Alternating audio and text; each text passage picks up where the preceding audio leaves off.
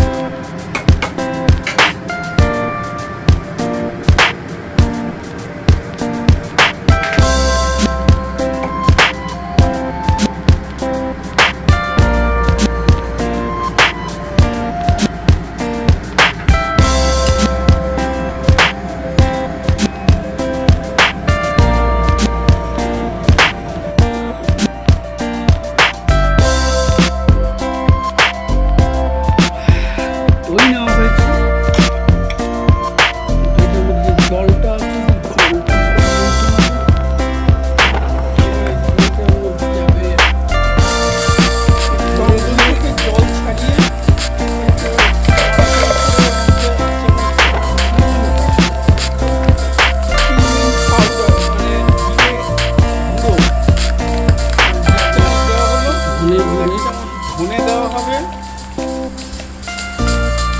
ধনিয়া গুঁড়ো পাউডার,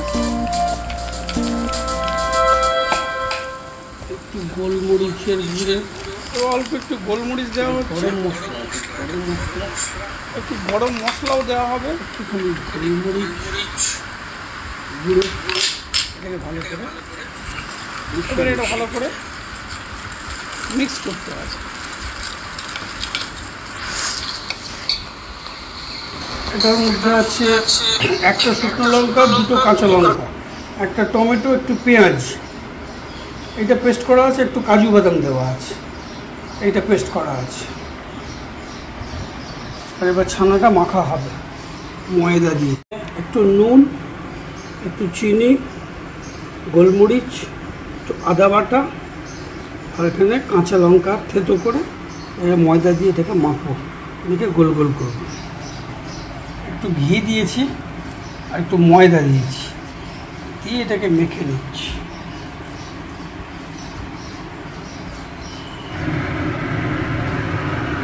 তেজপাতা, শুকনো লঙ্কা, জিরে, গোটা জিরে, আর কয়েকটা ছোট এলাচ আছে। এখানে গোল গোল করা হয়েছে, প্রপারলি হয়নি, ময়দাটা আরও দিতে হতো, আর ময়দা দেওয়ার ইচ্ছা নেই। দিয়ে রান্নাটা হবে, সর্ষের তেলে রান্নাটা আগে ভেজে নিচ্ছি।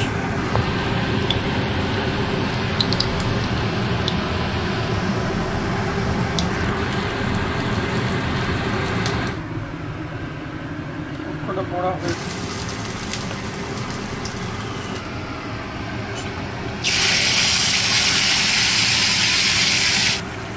হচ্ছে নুন,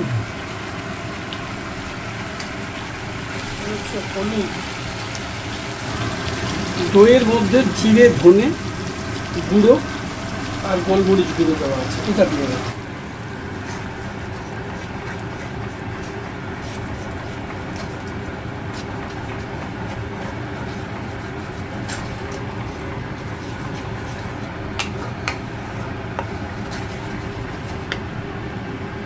চিনি, ছানার জল,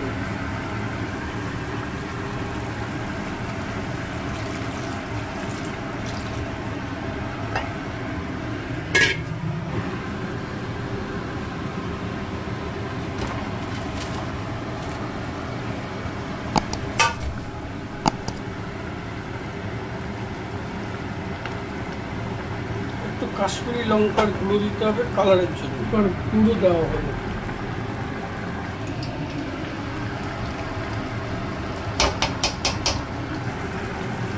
একটু ঝোলটা কমে যাক, তারপরে নামিয়ে দেবো। Almost done.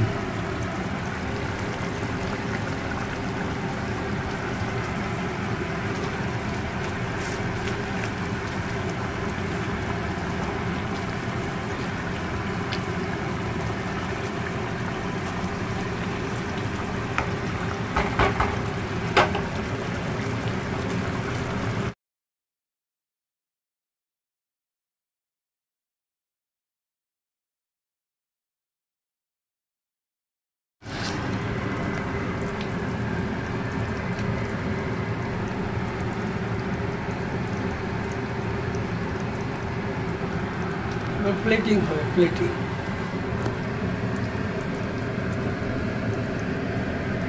এবার তেলটা ছেড়ে দিয়েছি।